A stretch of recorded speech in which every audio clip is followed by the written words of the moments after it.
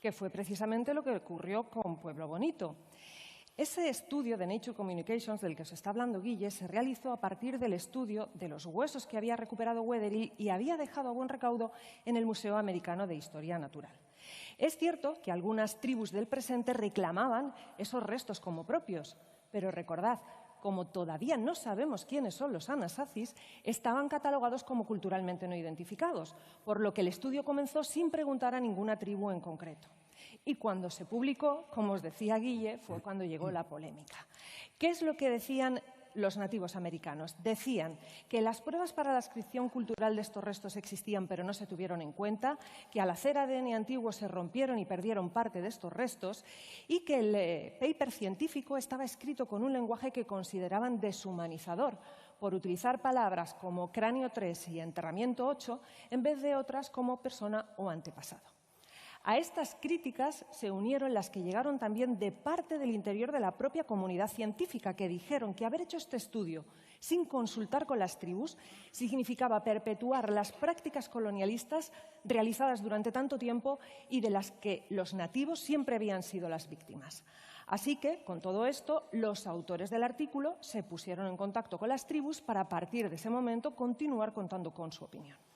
Pero también hay otro grupo de científicos que cree que, si bien consideran que hay que tener en cuenta la voz y participación de estos pueblos que han sido borrados y ninguneados durante tanto tiempo, hay que hacerlo dentro del marco de la evidencia científica. Por ejemplo, muchas tribus alegan que unos restos son de sus ancestros, pero en lugar de aportar pruebas científicas como una comparación de ADN, alegan que lo dice su tradición oral o mitos religiosos similares al Génesis. No sé qué pensáis vosotros que tendría que tener más importancia si una evidencia científica o una tradición oral o un mito religioso. Bueno, pues la NAPGRA local de California dice que en caso de contradicción tiene más peso la tradición oral y los mitos religiosos. No solo es esto, es que si consiguen demostrar que son restos de sus antepasados, se repatrian y lo que suelen hacer es enterrarlos y además en lugares ocultos para que no se encuentren y se pierden para siempre para la ciencia, con lo que nos podrían dar en un futuro, como pasó con Pueblo Bonito, donde pudimos analizar su ADN más de 100 años después. Y esto no solo ha pasado con Pueblo Bonito, esto ha pasado con otros restos arqueológicos de gran interés histórico y sigue pasando. Pero es que además, si se estudian los restos de los ancestros de estas tribus, se les beneficia porque nos ayuda a entender enfermedades que les son propias. Y si no lo hacemos, les dejamos en una situación de vulnerabilidad respecto a toda la población occidental que ha sido ampliamente estudiada. Una de las voces críticas de todas estas cosas que os está contando Guille, quizá la más conocida, es la antropóloga americana Elizabeth Weiss, que ha sido criticadísima por las opiniones que expresa sobre cómo se está interpretando la ley de repatriación. ¿Qué es lo que dice Weiss? Ella dice que devolver unos restos a una tribu que los pide, aunque hayan pasado más de 1000 años alegando únicamente mitos religiosos, es anticientífico. Y dice que sería como dar por bueno el pensamiento de los creacionistas frente a la teoría de la evolución. Además, Weiss añade que devolver estos restos y perderlos para el estudio nos haría responsables de borrar nuestro pasado.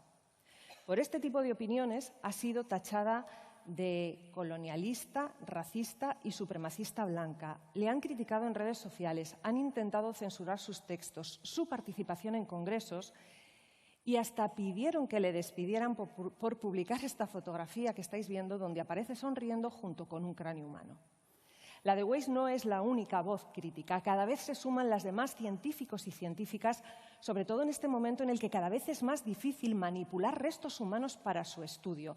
Un ejemplo, en la Universidad de San José de California, que es donde trabaja Weiss, las tribus ya no están pidiendo solo que les devuelvan los restos humanos y los objetos, sino todo lo que tenga que ver con ellos, como las fotos que se ha hecho de esos restos, las radiografías y hasta los informes escritos de los mismos. Y otro detalle más, esa manipulación de los restos para el estudio es mucho más difícil si eres mujer, porque algunas de estas tribus tienen prohibiciones al respecto con las mujeres y no les dejan que se acerquen. En otros casos, otras tribus prohíben que las mujeres tengan acceso cuando tienen la regla. Y estas exigencias de las tribus están empezando a afectar a las exposiciones de los museos. En enero de este mismo año, un museo americano de historia natural, donde Richard Weatherill depositó los restos de Pueblo Bonito, se vio obligado a cerrar 2 salas para así poder cumplir con las nuevas leyes que exigen un permiso explícito de las tribus para poder exponerlos. En algunos casos, las tribus lo que piden es, por ejemplo, que se ilumine con una luz más tenue algunos de estos restos de objetos para ser más respetuoso.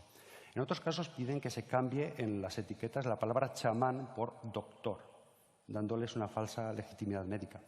Y esto no solo pasa con los indígenas nativos americanos. También este año el Museo de la Universidad de Oxford se ha visto obligado a retirar tanto de sus salas como de su página web las máscaras de la tribu Igbo de Nigeria, porque esta tribu no permite que estas máscaras las puedan ver mujeres. Y no solo pasa en Estados Unidos. En Egipto ya hay grupos que presionan a los museos para que dejen de exponer las famosas momias egipcias. Y os vamos a contar otro capítulo curioso más que también ha sido súper reciente y además parece que hay que hablar de la Luna en este Naucas. En enero de este año estaba previsto que la misión Peregrino 1 se lanzara a la Luna. Esta misión ofrecía la posibilidad, la tremenda estupidez digo yo, y lo vais a pensar vosotros cuando os lo diga, de enterrar restos humanos en la Luna. Vale. Cenizas en concreto. Cuando esto trascendió, el presidente de la Nación Navaja dijo que enterrar restos humanos en la Luna sería extremadamente ofensivo contra ellos porque consideran la Luna un lugar sagrado. La revista científica Nature publicó esta carta de este doctorando navajo del MIT pidiendo que no se enterraran restos humanos en la Luna. Pero es que la mismísima Casa Blanca, un par de días antes del lanzamiento, hizo una reunión con representantes navajos para conocer sus objeciones al respecto, aunque la Casa Blanca no podía intervenir porque era un actor más, era una misión privada. Tranquilos que el Peregrino 1 no llegó a la Luna porque por un fallo técnico acabó desintegrándose en la atmósfera. No sé si os preguntáis qué pasó con nuestro Gustav Nordenskiöld en el Hotel Strater. Le habíamos dejado allí intentando llevarse unos restos de mesa verde a Finlandia y había sido detenido, incluso con riesgo de linchamiento. Bueno, pues al final hubo que dejarle en libertad porque en aquel momento en Colorado no había leyes contra el expolio, así que se llevó todos esos restos a museos finlandeses donde siguen pudiendo verse y estudiarse a día de hoy. ¿Y qué pasó con nuestro protagonista, con Richard Wetherill? Pues murió abatido a tiros por un indio navajo en 1910 en una trifulca.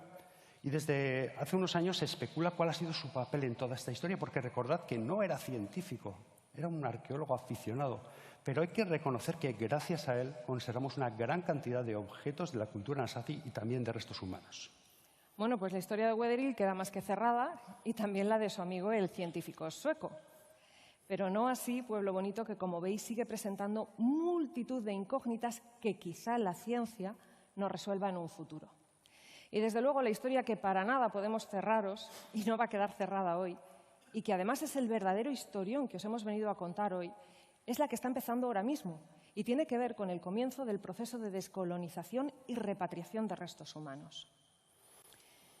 Yo sé que voy a ser muy naif, pero ¿no creéis como yo que lo suyo sería que las partes se sentaran y de forma honesta alcanzaran acuerdos? Porque ahora mismo los restos que se devuelven se pierden para siempre.